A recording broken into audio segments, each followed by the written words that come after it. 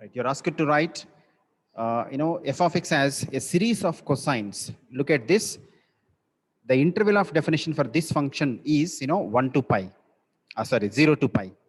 Since the interval of definition is from 0 to pi, you can understand it's a half interval, first point.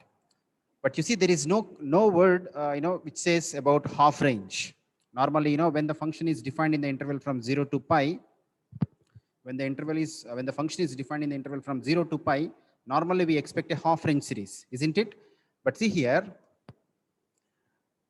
though it is not mentioned about that word half range, you can understand by this sentence, f of x as a series of cosines. Normally when we write the Fourier series, we'll get the series in both sine and cosine functions together.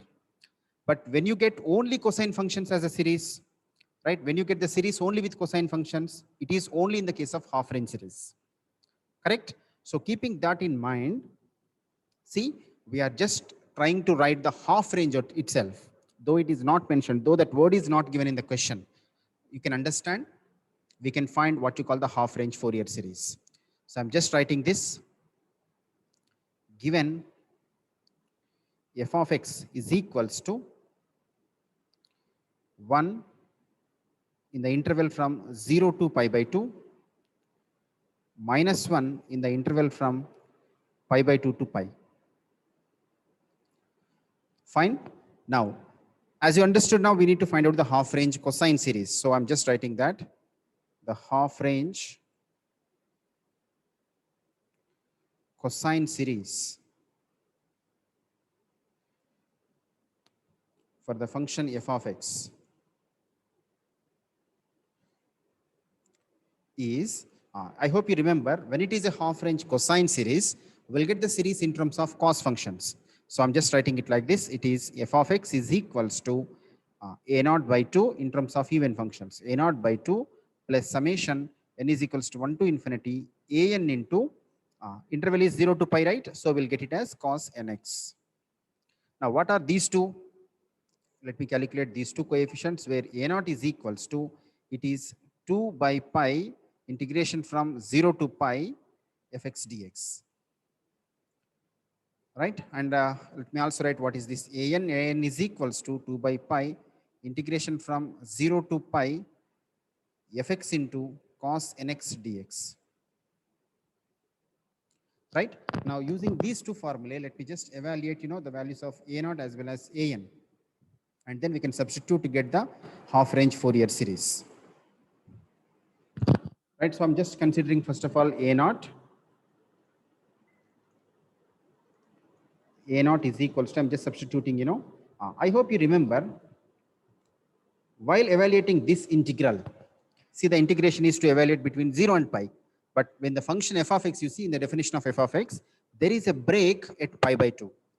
See, the function is discontinuous at pi by 2 here. When it is discontinuous, what we do normally, we need to split it into two different integrals, right? See here in this case, in this problem, you are given only one break. I mean, you are given only two subintervals. In some cases, you may be given two discontinuous points. I mean, the function may be discontinuous at two different points.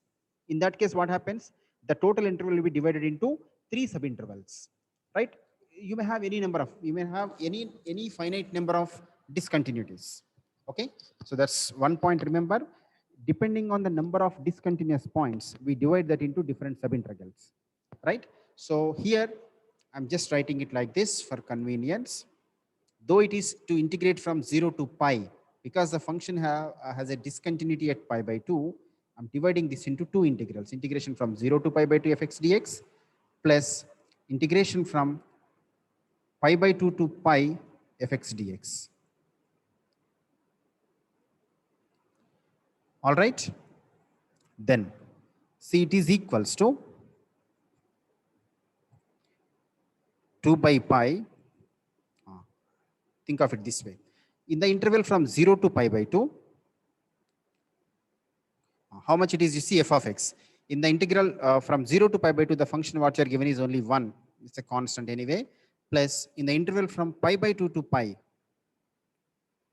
c will give it as, minus 1 dx. All right, now let me just simplify this. It is equals to 2 by pi into, I hope you remember when you integrate 1, it is simply x with the limits from 0 to pi by 2. Then plus when you integrate minus 1, it is c minus x with the limits from pi by 2 to pi. And then see what happens here.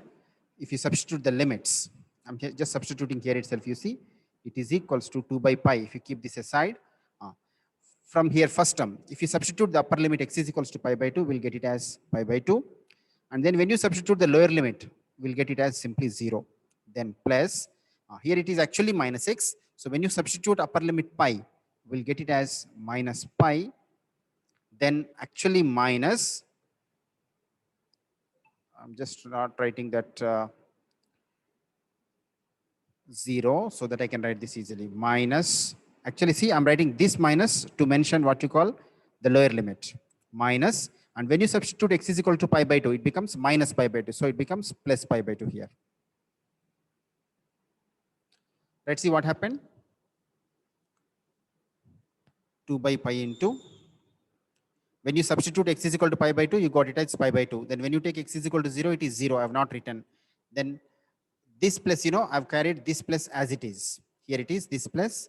Then when you substitute the upper limit, x is equals to pi, it is minus pi. Then after getting minus pi, actually you should take a minus to write the lower limit. Right, it is minus. Then when you substitute the lower limit pi by 2, we'll get it as minus pi by 2. So here it is actually minus pi by 2. So minus of minus, we got it as plus. Then you see if you can simplify this, I hope you can easily understand this. When you add 2 pi by 2s, see, when you add 2 pi by 2s, it is pi and there is a minus pi. So it's clear, we'll get a naught is equals to 0. Right, now let me evaluate the other part. What you call an. Consider now an is equals to, I'm just again writing the formula once by taking two subintegrals. So integration from, I'm splitting it into two integrals from 0 to pi by 2 is the first one. Then from pi by 2 to pi. So like this, we can separate it into two integrals. Then it is equals to, see how much you'll get to, I think we did something wrong. See, we should take cos nx also, right? So it is 2 by pi into integration from 0 to pi by 2 fx cos nx plus integration from pi by 2 to pi fx into cos nx dx. So it is equals to, if you keep this 2 by pi as it is, then within the integration, within the interval from 0 to pi by 2, as you know, the function value f of x is only 1. So 1 into cos nx, it is cos nx plus integration from pi by 2 to pi. Right now, see here in this, f of x is minus 1, so we'll get it as minus cos nx dx. So this is equals to 2 by pi into, see how much you'll get. When you integrate cos nx, integration of cos nx, it is sin nx. So we'll get it as sin nx divided by n with the limits from 0 to pi by 2. And here is a minus, I'm writing that minus here. When you integrate cos nx here also, we'll get it as again sin nx divided by n with the limits from pi by 2 to pi. Right, see, I'm just substituting the limits here. See how much you'll get, 2 by pi into, you can just write this 1 by n aside. Then when you substitute what you call x is equals to pi by 2. See, when you substitute x is equals to pi by 2, it becomes sin n pi by 2. For convenience, let me write it once, n pi by 2. Then when you substitute 0, we'll get it as 0 anyway. So I'm not writing. And here is a minus, you see, I'm writing that minus. See what happens here. For upper limit, again, here also I'm just writing this 1 by n as it is. For upper limit, when you substitute x is equals to pi, it becomes a sin n pi. So the value of sin n pi is anyway 0. Then minus, if you write what you call this, x is equals to pi by 2 now, lower limit. So it becomes again sin n pi by 2. Fine, look at these two carefully. We can take 1 by n common from both the terms, right? So it becomes 2 by n pi. Then what remains? sine n pi by 2, and here you see we have a minus of this minus, so it becomes plus only. So we have 2 times sine n pi by 2. So I'm just writing it in the next slide. See,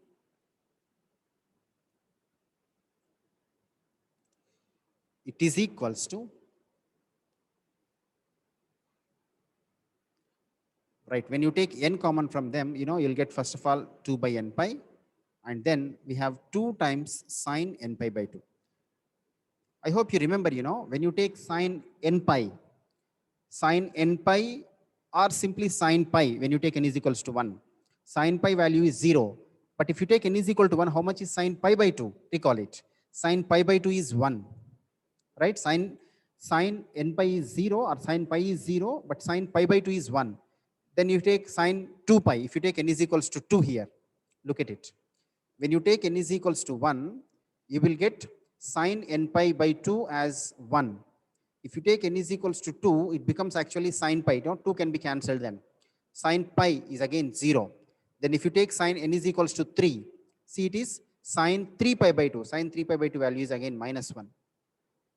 Correct? Then if you take n is equals to 4, see what happens. Again, 4 by 2, you'll get actually 2 there. Sine 2 pi is again 0. Right? So there you are.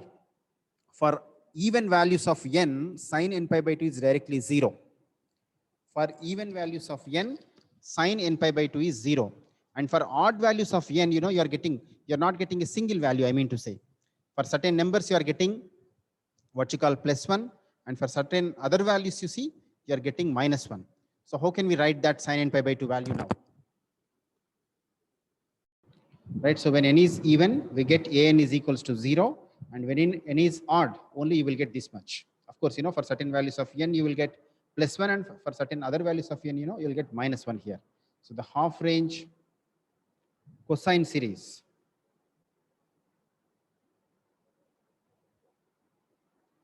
is f of x is equals to, see, a naught by 2. See, in fact, we got a naught as 0, right? So I'm just taking a naught by 2 as 0 plus summation. And as you see here, an exists only for odd values of n. So that I'm taking it as n is equals to 1, 3, 5, and so on. An is, you see, I'm writing all this. 4 divided by n pi into sine n pi by 2. Right? All this is an into, we have cos nx. So this is what you call the half range sine series. If in fact, if you want to extend it, you can write 4 by pi aside. What is f of x? You see, you have certain other function. I'm not writing that. So it is equals to, if you keep this 4 by pi aside, if you take n is equals to 1, we'll get it as sine pi by 2 into cos x. Then plus, if you take n is equal to 3, it becomes sine 3 pi by 2 into cos 3x. Then plus, if you take n is equals to 5, sine 5 pi by 2 into cos 5x, and so on. If you just substitute all the values here, it is 4 by pi into, if you take sine pi by 2, it is 1, so we'll get it as cos x. Plus, if you take sine 3 pi by 2, it is minus 1, so it is minus cos 3x. I think I forgot to write one thing here. We should have 1 by n also. So it is 1 by 3 here, then it is 1 by 5. So it is then minus 1 by 3 into cos 3x, then plus 1 by 5. Sine 5 by 2 value is plus 1. So 1 by 5 into cos 5x minus, and so on. So this is what, the half range cosine series for this particular function, what you call f of x.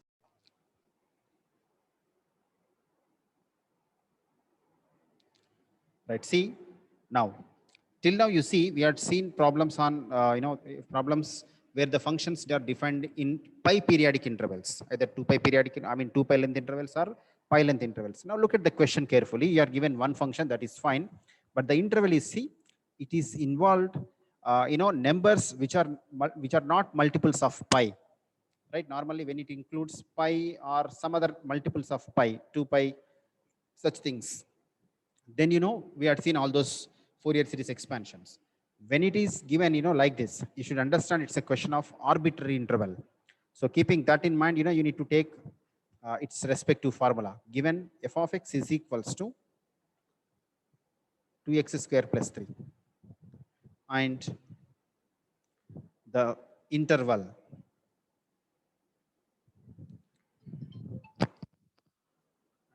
is minus 3 comma 3. Right? When this is the interval, you see, I gave you one simple idea. When you are given an arbitrary interval, if it is a full Fourier series, we had actually categorized in two ways. I should not speak like full series, but I'm just giving you an idea to recall it. When it is a half range series, we take the length of this interval as L. When it is a full series, I mean, when it is not a half range series, then we take the length of that interval as 2L. So keep that in mind. I'm just writing that. Let 2L be the length of this interval.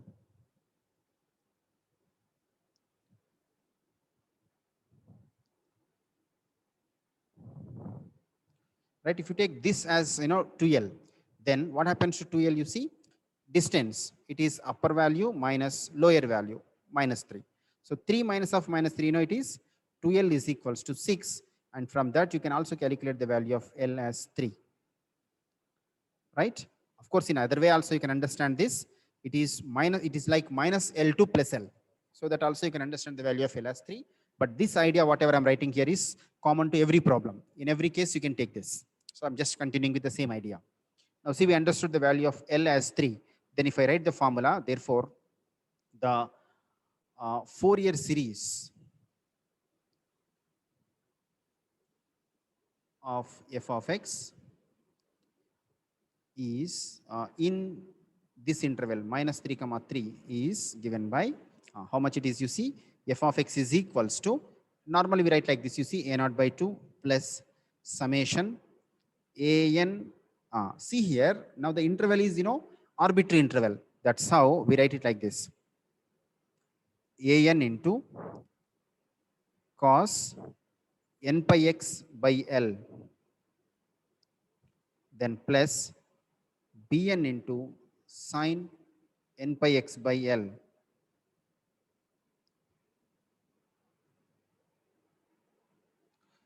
right? So like this, we write the series. And what are these values? You see, if you recall them, where a naught is equals to, see here it is 1 by L, a naught, 1 by L into integration from minus L to L. Because you see the interval what you're given is like minus L to L. I'm taking it like this, minus L to L fx dx. And then if you just calculate a naught, we can recall the other formula a little later. Let me calculate this. Therefore, a naught is equals to 1 by L. It is 3, integration from minus 3 to 3. I told you, you see this point as well. While writing this formula, while substituting the values here, look at the interval, and the end points of that interval are the limits here for this integral. Whatever the end points you have in this interval, those endpoints are the limits. Initial value is the lower limit, and the last value in this interval is the upper limit, always. Okay, then it is f of x. See how much it is: 2x square plus 3. Right? I'm just allowing you to unmute now. Can somebody identify whether this, when the interval is like minus 3 to 3, we usually have this discussion. Otherwise, no need to have it. When the interval is something like, minus L to L, minus A to A, minus pi to pi, in such cases only we'll keep this discussion. What is that? Whether that integrand, whether the function is either even or odd. Can somebody identify whether it is even or odd? Look at the given function and see. If you can identify, you can. How can you identify whether a function is even or odd? Look at the terms involved in this. Always you see, when the function involves, x power as some even number. This power is an even number. Even if you take constant 3 can be written as 3 into x power 0, right? Every time, constant is also an even function. So when you have x power even numbers, they are all even functions. Then in case if you have x power odd number, x power 3, x power 5, such things, then it is an odd function, right? Clearly, when you have even powers here, 2x square plus 3, because the powers to x are even numbers, you can consider this function as an even function, right? See, while evaluating this integral, if this integrand is either even or odd, we have certain advantages. We can make use of that. No, sir, I don't want to use them. I just want to evaluate this integral directly. Yes, it's up to you. But see, to save your time, I'm just telling you this. When this integrand is an even function, we can make use of certain other ideas. What it is, we can write it like this. It is equals to 1 by 3 into, when it is from -3 to 3, and the integrand is an even function, then we can write that integral as 2 times 0 to 3. So that while substituting the limits, anyway, we need to integrate that. That cannot be stopped. But while substituting the limits, one limit becomes 0. That's an advantage. Okay. So it is 2x square plus 3. So this is because the integrand is even.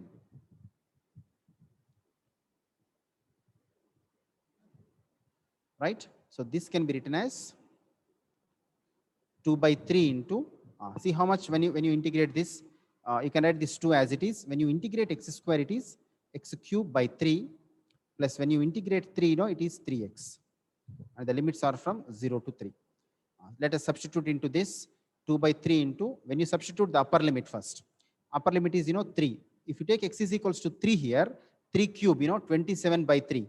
Already there is a 2, I'm writing it as it is. 2 into, here we'll get 27. 3 cube is 27 by 3. 27 by 3 is 9. Then plus, when it is x is equal to 3, 3 into 3, it is also 9. Right? But you see, when you substitute the lower limit 0, because x is involved in both. When you take x is equal to 0, both the terms become 0. So I'm not writing that, and hence you see how much you'll get here. Therefore, a naught is equals to 2 by 3 into, how much you'll get, you see, 18 plus 9, it is 27. So you can divide this 27 by 9 here, you see, 3 9 is 27 and 9 2 it is 18. So that implies we'll get a naught is equals to 18. Right, that's a naught. Now let me calculate what you call an. Now consider an is equals to, see, I'm just writing the formula as usually, 1 by L into integration from minus L to L. It is fx into cos nx dx, not nx, you see, because the interval is arbitrary interval. We should write it as cos n pi x by L.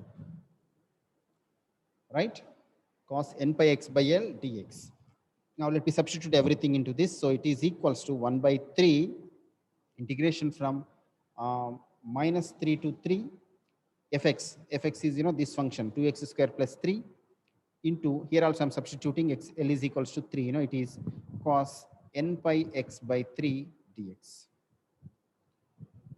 Fine. Now see the same story. As you already understood, 2x square plus 3 is an even function. And here cos, every time remember, cos is an even function and sine is an odd function. So when you take, the product of these two functions here, in fact, both are what you call even functions only. 2x square plus 3 is even, and even cos function is also even. When you have a product of two even functions, the integrand is again even here also. That implies then we can write this integration from minus 3 to 3 as from 2 times 0 to 3, product of these two. 2x square plus 3 into cos n pi x by 3. Fine. Now see, we need to evaluate this integration. I'm just proceeding with the idea of Leibniz. So first of all, I'm keeping 2x square plus 3 as it is. 2x square plus 3 into, when you integrate cos function, we'll get it as sine of n pi x by 3 divided by, the coefficient of x. It is n pi by 3 comes here. Looks good. Then minus, we need to differentiate this function, when you differentiate, 2 remains as it is initially, but when you differentiate x square, we'll get it 2x. So it is then 2 into 2x. So here we'll get it as 4x. Then for 3, when you differentiate it, the answer is 0. So I'm not writing that. 4x, only 4x you'll get here. And then when you integrate this, integration of sine, it is minus cos n pi x by 3 divided by you know, you will get one more n pi by 3 here, and already there is n pi by 3. So when you multiply those two, we'll get it as n pi by 3 whole square. Then plus, we need to now differentiate, you know, 4x. Differentiation of 4x is anyway 4. And then see what happens. We need to differentiate, we need to integrate this cos function now. When you integrate cos function, see, we'll get it like this, minus sine of n pi x by 3 divided by, you know, n pi by 3 whole cube.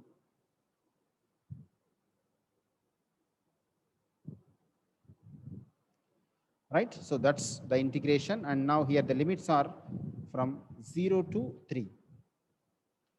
Look at this carefully now. What happens when you substitute the limits? We had one discussion a few days ago.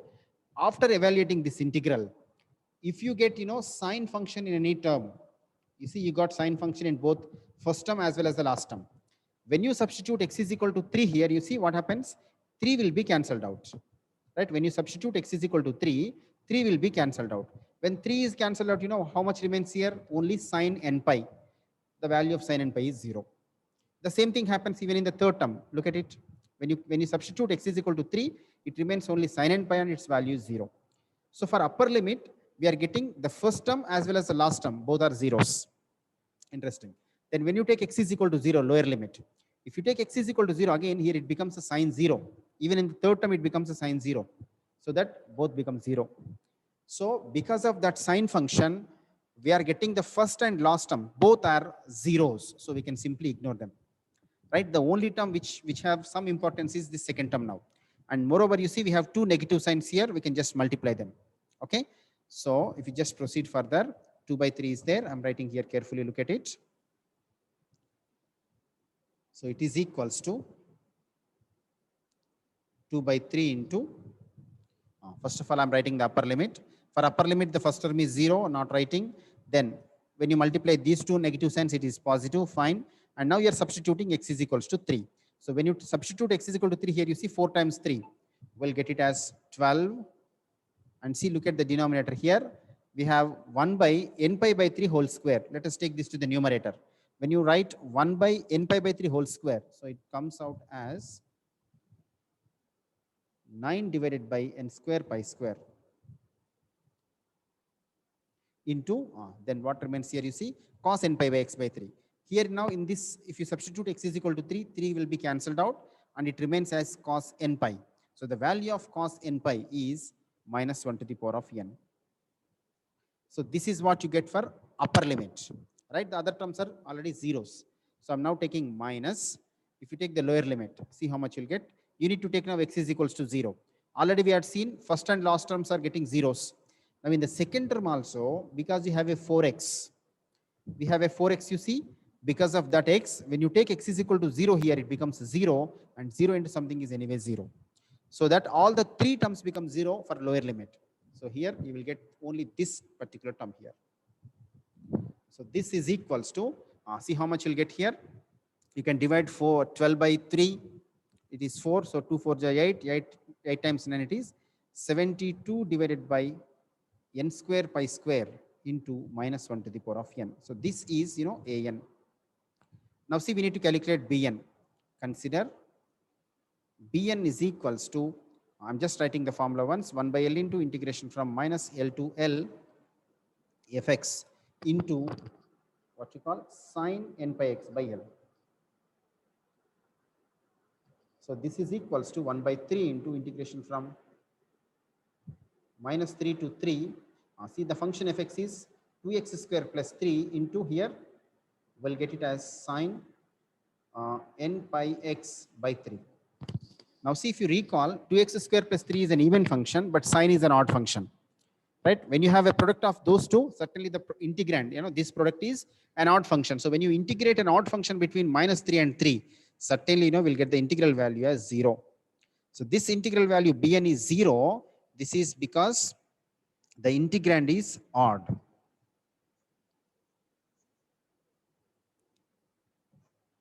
Right? When you integrate an odd function between these values, certainly you will get the integral value as 0. That's how I'm directly taking the value of bn as 0. So therefore, the Fourier series, in fact, you see, if you can identify this in the beginning itself, if you identify f of x as even function in the beginning itself, you can recall, what is the Fourier series expansion for even functions. Normally, when it is an even function, we'll get the Fourier series only in cosine terms, right? I mean, the coefficients bn will be definitely zeros. You can even consider that there itself. Okay, it's all up to you anyway. You can write it like this, or directly you can write the value of bn as 0 in the beginning itself. So if you write the Fourier series, the Fourier series of f of x is, see, it is f of x is equals to, we have a naught by 2. See how much it is a naught? A naught is 18. So when you write a naught by 2, we get it as, 1 by 2 into 18, right? So it is only 9 plus summation n is equals to 1 to infinity. See how much we got an? It is 72 divided by n square pi square into minus 1 to the power of n multiplied by, we have cos n pi x by L, which is cos n pi x divided by 3. So this is, what you call the Fourier series expansion of f of x in the interval minus 3 to 3. Right? See, if you look at this function, clearly the interval is from 0 to 3. And since there is no multiple of pi, right? The interval has no multiple of pi. Therefore, you can understand this is again a function which is defined in arbitrary interval, right? So if you just recall it quickly, given f of x is equals to, I'm just writing this function for convenience. It is 1 in the interval from 0 to 1, and you are given it as 2 in the interval from 1 to 3, right? So here, the interval is, it is defined from 0 to 3. As there are no equalities, I'm taking it like this, open interval 0, 3. Now see, when you are asked to find the Fourier series, look at it. There is nothing about half range series. So it is a full series. When you are given it as a full series, understand, we need to take the length of this interval as 2L. Let 2L be the length of this interval.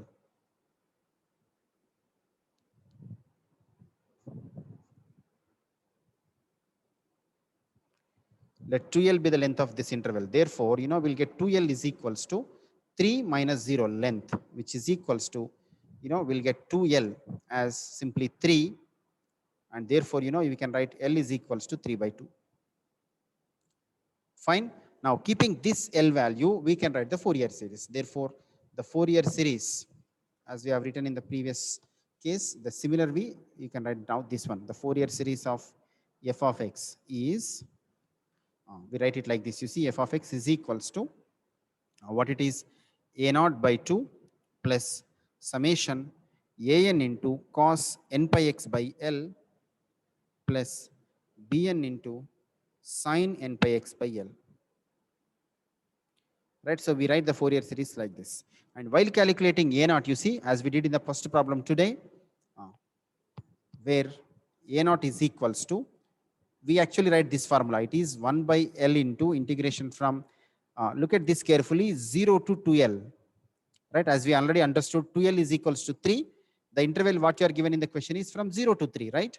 So keeping this interval in mind, I'm just writing it as from 0 to 2L, right? Fx dx. But here, if you just substitute everything, we'll get it as 1 by, L is how much? 3 by 2.